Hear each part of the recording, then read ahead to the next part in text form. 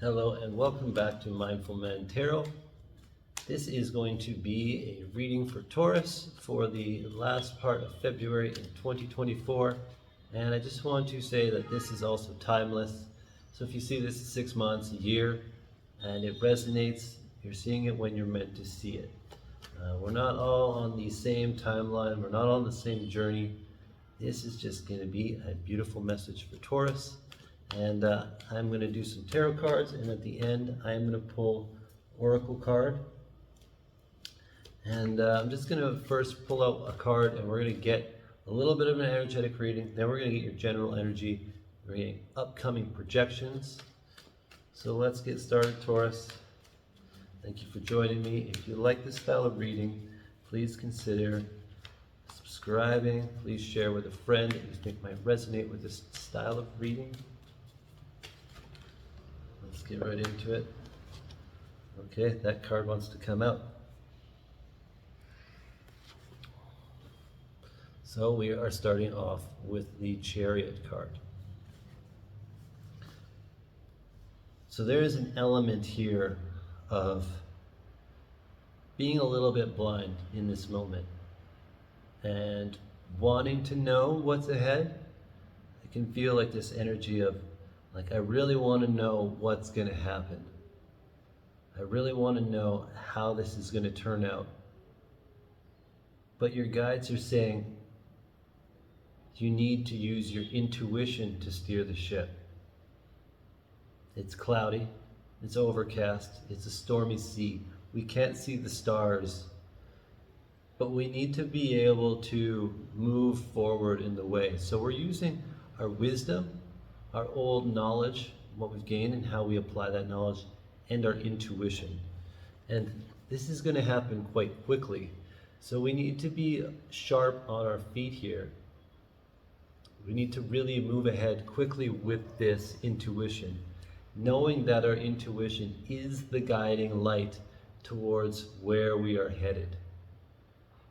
So something I like to say is, how do we choose from love? You know, and this card is talking about using your intellect, but our heart brain is a lot faster and it responds a lot quicker than our head brain. So when we can use our intuition from a place of love, then we can maybe navigate these dark, stormy situations a little bit easier. And they might not turn into a battlefield, but we might just turn into a meadow where we are able to get away from the storm, turning into a place where the storm isn't going to affect us anymore. And they're also saying your guides are there to serve you. Your guides are there to serve you with some higher knowledge and some higher understanding. They're there to be your support system for when no one else might understand you on a level of what you're going through with your spiritual journey, with your physical journey, or with your mental journey. And your guides might appear as something outside of what you would expect. The guidance might come through a friend, through a family member, through a counselor, healer, whatever it is. But they are saying you will receive guidance with this. By trusting your intuition, by acknowledging that you are being guided, they are going to give you more guidance. Well, let's get into the tarot. Let's get into the tarot cards and let's see what is going on for you, Taurus. I'm excited. For some reason, I just all of a sudden I'm really excited. What's this Taurus energy? Let's see. Why am I so excited about it? Queen of Wands. All right. Queen of Passion. The Queen of Growth. What else can you tell me about this Taurus energy in this current moment? And as always, if something resonates, great. If it doesn't resonate, just leave it for the rest of the Taurus people, for one of them to pick up on that.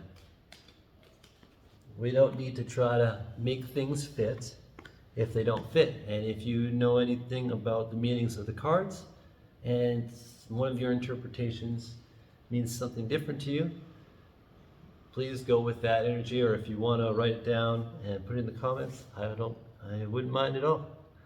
I'm just here to give you my interpretation and what I'm feeling with it, and your interpretation might help others. So we are a community. Let's help each other out.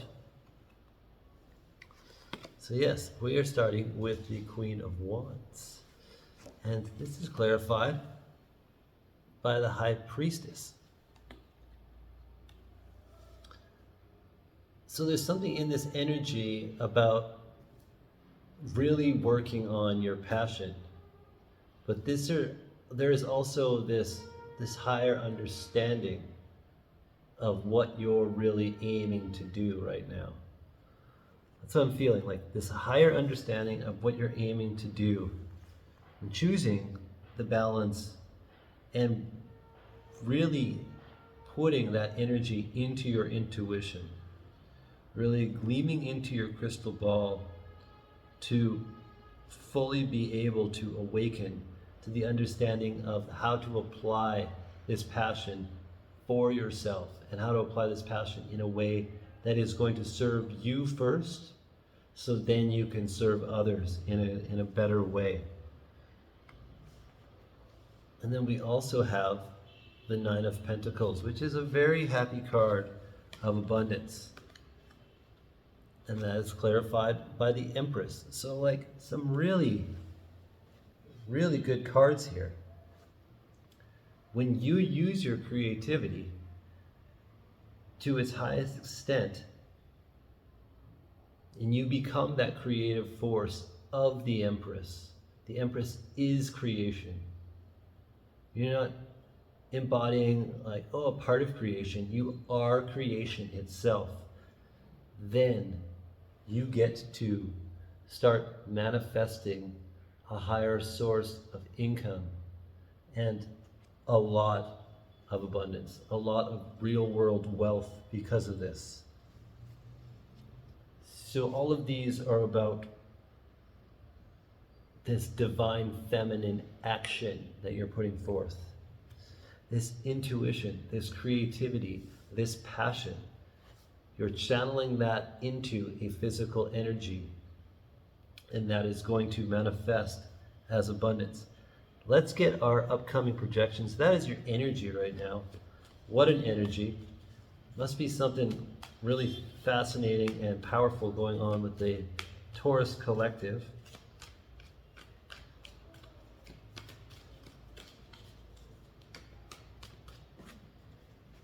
Okay, our projection.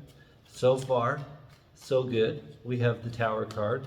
If you want to call that a good card or a bad card, there is no good or bad. All right, let's get a couple more cards here. Okay, lots coming out.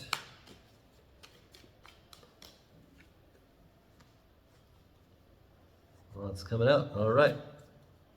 So, your belief system is directly being challenged. We have the Tower card and we have the Nine of Swords.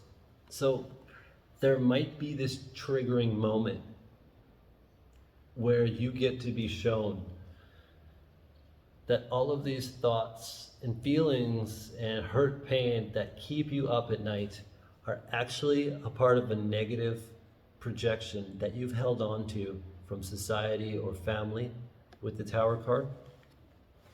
So something that you've held on to and agreed to as part of your reality is going to be shown to you in a way that really morphs and changes the way that you see reality. And this is going to be a good thing. We got to break some eggs to make an omelet. You know, we can't grow and change without a little bit of action with this Tower card. I actually really like the Tower card. And this card, the Nine of Swords, this is about you seeing that negative projection that you have held on to, that you have called it part of your reality. And now you can shine the light on it. You can say, you know what? I can reparent this, I can change this, I can reprogram this, whatever I need to do, or I can just let it go and move on and not identify by this old story anymore, then you can move on. So this is what I'm seeing so far. We also have the Knight of Pentacles clarified by the Seven of Cups. So there is a lot of choices here. There is a lot of choices about what kind of creation, what kind of thing you want to manifest in your reality. And this is like, make sure that your choices are actually good choices that you would do from love, from the heart, from a higher understanding of what you really want to create, and not from the brain. The Seven of Cups, I look at this card in a few ways, and I'm seeing this as you have so many choices, but not a lot of these choices are from the heart. And when you want to create something like your Ace of Pentacles that you can slowly and reliably carry to your destination, we want to do it from a place of love. So by the time we get there, by the time it is manifested, we're not like, oh, I actually didn't want that. So a lot of time people think they want something, but it's not actually from a place of love. It's from like maybe the ego, like, oh, I would be happy if I had this. But when they get it, it's like, I didn't actually want that, and I'm not really satisfied with that. The other projection, so there's a lot of tumultuous energy with this projection into the future. And this is not me giving you any advice. This is just me telling you what might happen, what may or may not be happening in your current reality. So take it with a grain of salt. We have the Three of Pentacles, and we have the Five of Wands. So what else might be happening is we might have kind of a blow up at work. We might have a kind of a blow up with a project with friends, and there might be a little bit of butting heads. There might be a little bit of a battle going on in the physical reality. So just come back to love. Just come back to the version of you that you're trying to create, project, and just know that this might happen.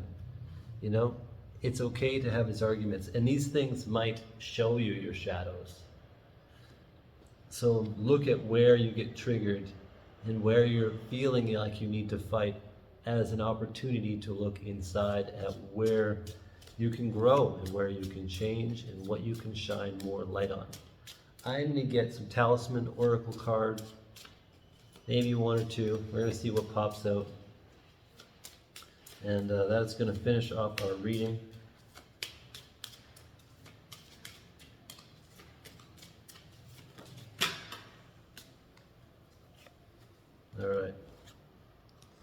All right. One fell out. I pulled one. So you got two cards.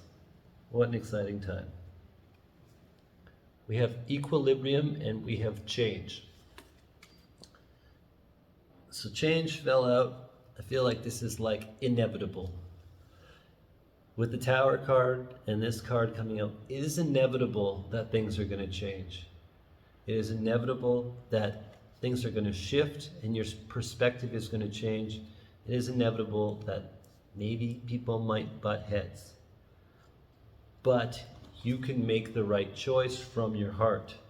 You can make the right choice from balance, from equilibrium, from filling your cup, letting your cup overflow, and then dumping it into other people's cups. We don't have to make the choice from an empty cup. We don't have to make the choice from a place of fear, but expect the unexpected and embrace change. And then it's not going to be quite as big of a shakeup when it does happen, or if it happens. But change is always certain.